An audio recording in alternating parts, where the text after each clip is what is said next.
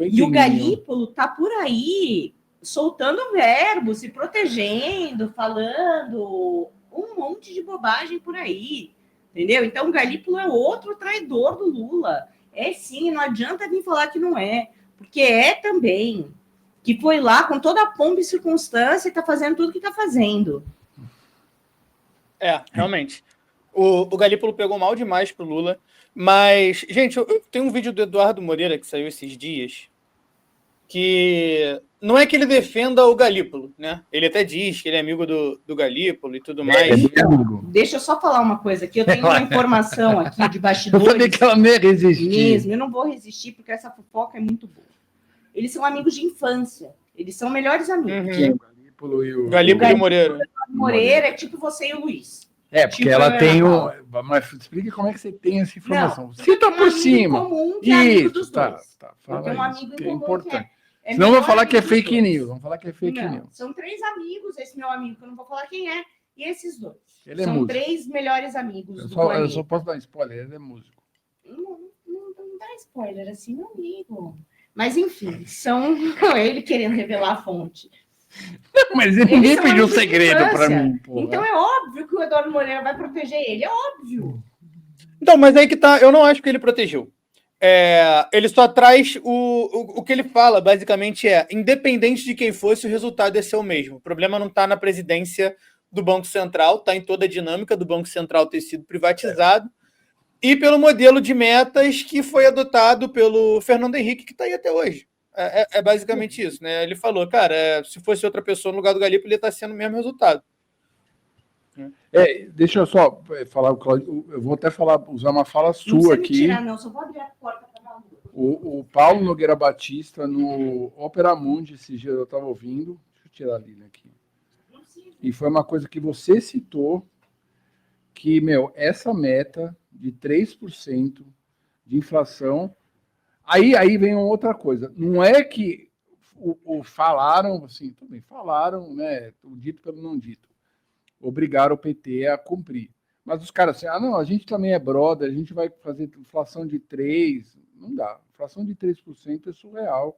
E daí desencadeia toda essa história que outro dia ali eu estava mostrando um vídeo do Galípolo falando em relação... Aí tu justificar, cara, 15% do juro com a inflação, para mim é mau caráter, é bandido. Quem faz isso é bandido. E o Galípolo fez. Então, né? Foi um episódio de bandido só. Um episódio. Depois passou e ele voltou a ser um bom moço. Fala, turma. Bom dia a todo mundo. Hoje, segunda-feira, e muita gente me pedindo para gravar um vídeo sobre os juros, né? Que subiram novamente e chegaram ao vergonhoso patamar de 15% ao ano. E vamos lá, várias coisas que eu queria falar sobre isso. Primeiro, sobre esse número, sobre essa taxa, 15% ao ano. Para as pessoas terem uma referência do quão alto é isso, se você investir o seu dinheiro nessa taxa de 15% ao ano, em 5 anos, sem fazer nada, sem gastar uma gota de suor, você dobra o seu dinheiro. Em 10 anos, você multiplica por 4 o seu dinheiro.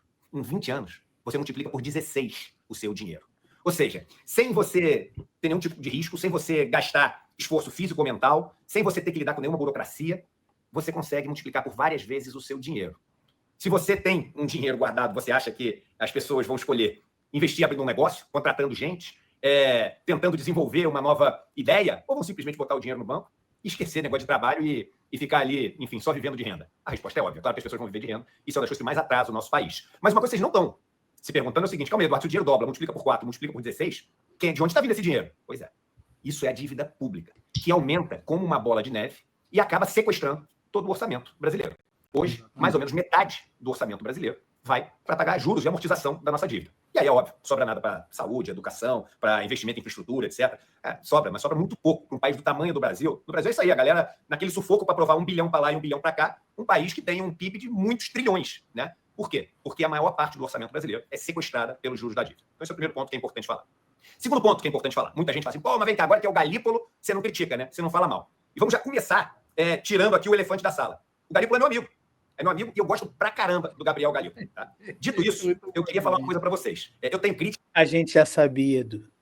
ao Banco Central. Muitas. Tá? Eu acho que, por exemplo, a gente fez a metodologia que existe no Banco Central para fazer todas as previsões deles. Eles usam as fórmulas que eles usam para dizer o quanto, se a gente subir os juros ou cair os juros, o quanto vai ter de impacto na inflação. Gente, esse negócio é óbvio que esse negócio está absolutamente ultrapassado.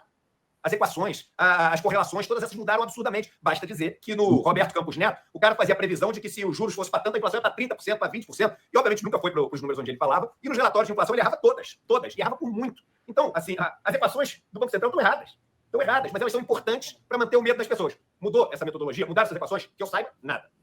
O Boletim Focus, a turma manipulou o Boletim Focus, o mercado, os bancos manipularam.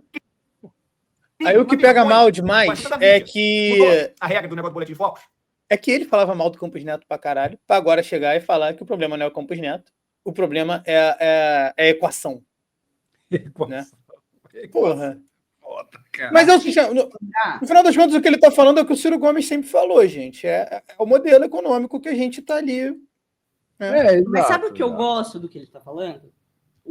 Eu não sou uma fã absurda do Eduardo Moreira, nunca fui, nada contra também, enfim.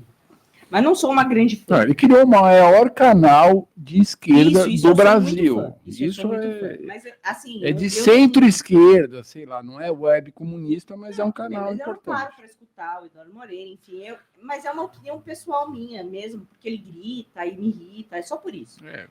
Mas o que eu gosto do que ele está falando aqui é que a gente tem que lembrar que ele é um milionário, ele é um investidor, ele é um rentista também, e é muito bom ele falar isso. Então, isso eu gosto, eu gosto dessa atitude, porque ele é um cara que vive assim. Claro que ele tem outros negócios, eu não estou discutindo isso, eu não estou falando que ele só vive disso, pelo amor de Deus, mas ele vive disso também. Inclusive, ele ensina as pessoas a investir.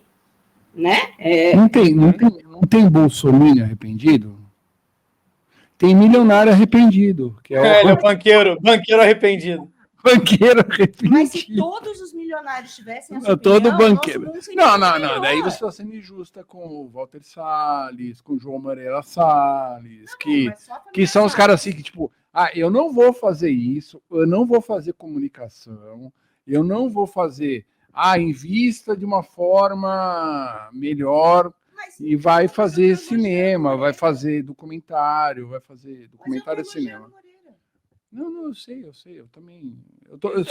Eu só tô falando que o modelo que ele criou também dentro da internet, dentro do ICL, é o modelo que ele fez com o dinheiro dele, entendeu? Então tá bom, mas vamos seguir. Queria eu poder ter um canal desse tamanho. Senão eu vou entrar aqui em outros assuntos que não vale a pena. Que eu saiba, nada. Então, assim, tem um monte de críticas que valem a pena fazer e coisas que valem a pena a gente pressionar. Mas, uma coisa muito importante a gente dizer, e ninguém tem coragem de falar isso, e eu vou falar isso aqui. Vamos lá. A verdade é que hoje, se a gente colocar qualquer pessoa no Banco Central e não mudar a lógica do nosso modelo econômico, não vai adiantar nada. Você pode botar quem você quiser de presidente do Banco Central. Sabe o que vai acontecer? O que vai acontecer é o seguinte: quando aumentar um pouco a inflação, o cara vai sair subindo juros. O dólar começou a esticar para cima, vai subir juros. A economia começou a voltar um pouco mais forte, vai subir juros. Por quê? Porque a lógica econômica hoje nos torna refém disso. Então, vamos lá. Quando o Galípolo assumiu o Banco Central, estava ali o dólar acima de 6, negócio degringolando todo, caos, terror e pânico. Vamos supor que o cara tenta dar uma de herói ali. Eu vou cair 10% o juros. Né? O que ia acontecer? Ia acontecer o seguinte: caos generalizado. Por quê? Porque isso não ia vir junto com o enfrentamento do governo de uma mudança necessária que a gente precisa da economia. Agora, se a galera acha que a gente vai ter um governo que não luta contra as privatizações que foram feitas, e tem como principal bandeira o ajuste fiscal, a responsabilidade fiscal, que a gente vai ter um governo que não fala em dar força para as nossas estatais, pelo contrário, abre caminho para a gente privatizar mais coisa ainda. Se a gente acha que a gente vai ter um governo que defende todas essas bandeiras, e o Banco Central vai chegar lá e vai começar a cair juros, vocês estão vivendo o mundo dos sonhos. Por isso que a gente tem que começar a falar as coisas assim que ninguém tem coragem de falar na esquerda. Então, por exemplo, eu, Eduardo, está aqui o relatório, eu vou botar para vocês aqui do lado da tela. Eu, Eduardo, acredito que a gente tinha que lutar por um sistema financeiro que não estivesse na mão da iniciativa privada. É isso mesmo. O mercado financeiro, ele tinha que ser estatizado. Eduardo, aí se enlouqueceu. Deixa eu te contar uma coisa. Sabe quanto existe de investimento das pessoas depositado nos bancos? Está aqui o número. 7,3 trilhões de reais. 7,3 trilhões de reais. Você sabe quem decide para onde vão esses 7,3 trilhões de reais? Os bancos. Se a gente tivesse um sistema financeiro que fosse do Estado, ao invés de ser desses 4 bancos que são donos desse dinheiro, da escolha de para onde vai esse dinheiro, você teria 7,3 trilhões de reais para direcionar para onde você quer. Agora, você acha que os principais bancos direcionam isso para a agricultura familiar ou para o fazendeiro amigo? Você acha que esses bancos cobram uma taxa de empréstimo maior para os amigos donos das construtoras? Eu acho que tá bom já. É basicamente isso. Tá bom, Porque ele fica um... vídeo, ótimo. Muito bom. Não, e ele foi muito sincero. Isso eu admiro nele, porque ele, sei lá, ele falou que ele teve uma epifania ao ir no negócio do MST. E eu acho assim que, mostra que o cara tem um certo caráter, de consciência, tem uma formação cultural legal, porque o cara fala, pô, isso aí tá tudo errado, velho. Tudo bem, eu vou ficar vivendo que nem um burguês aqui na minha casa perto do Parque do Ibirapuera. E não, cara, eu quero alguma coisa melhor. E ele criou um canal que é legal pra caralho. Inclusive dá emprego para muitos jornalistas que a crise jornalística é absurda. E você vê o CL e fala, caralho, tem alguém que dá pra trabalhar. Exatamente. O ICL, porra, dá uma oxigenada muito boa no jornalismo brasileiro. Muito. Deu uma oxigenada. O jornalismo acabou. Mas o que eu tô Você falando vê. que eu não gosto do Eduardo Moreira é porque eu não gosto pessoalmente ali dele gritando e tal, isso me incomoda, mas não é o que eu não gosto do trabalho que ele faz. É o ego dele Mas, com todo cara, respeito. que todo milionário fosse assim, tava bem feliz, né? Tava bem feliz. Já era um começo, né? Cara, mas o que a gente vive é isso, né, cara? A gente vive um neoliberalismo brutal, entendeu? Que concentra a renda. E, e daí chega assim. Agora eu vou fazer uma crítica ao que a gente estava falando antes. É muito estranho para mim, entendeu? O Lula, porque assim, eu estava vendo a Rivo News, vou até dar o nome do canal. Que é do Rivotril? É Rivotril com News, sei lá, nem feliz o nome, mas é o nome deles. Tem gente que fala que isso é uma bosta de nome, é tudo bem. Daí o cara tava falando assim, mas o Lula vai acreditar no Gumota, o Lula é muito ingênuo. Tem um moleque lá, sei lá, é uma mulher até da Globo que tem esse canal. Tem várias entrevistas legais, entrevistaram o Vilela, entrevistaram até vai lá ver esse canal, não agora, porque agora você está vendo a gente aqui. Agora sim, até que ponto chegamos no ponto? Até que ponto chegamos no ponto é fudeu. Até que ponto o que o Lula está fazendo agora tem a ver com a traição do Lula? Eu quero ouvir vocês agora. Tem a ver com a traição do Lula ou tem a ver com a popularidade baixa e a dificuldade de se reeleger ano que vem? Vai, Claudinha. Como assim a traição do Lula? Repete. Não, a traição do Hugo Mota, desculpa. Traição do Hugo Mota, que não cumpriu o acordo, não sei o quê. Então agora nós vamos, escancarar que vocês são da elite mesmo, que eu tô do lado do povo e você não tá. Entendeu? Eu acho que o Lula teve que reagir porque ele não teria mais como governar, praticamente, né? Acabou a governabilidade. Ele já não controla o orçamento, que é a única coisa que ele tinha para fazer, basicamente. Ele fica ali rendido como um ator político que só fala, né? Ele seria um Bolsonaro 2.0, no sentido de não governa e só pode dar declaração. Eu acredito que o Lula, ele é... Eu sou muito fã do Lula, né? Não, eu acho também, uma sem figura fora de série. Mas eu acho sim que ele está aproveitando da baixa popularidade. Então ele vai à Bahia, onde ele sempre teve o maior apoio, né? Que é o do Nordeste. Então ele vai à Bahia, levanta aquele cartaz, né? Sabendo que isso vai dar voto para ele, porque é isso que o povo da Bahia esperava dele. É isso que nós esperávamos dele.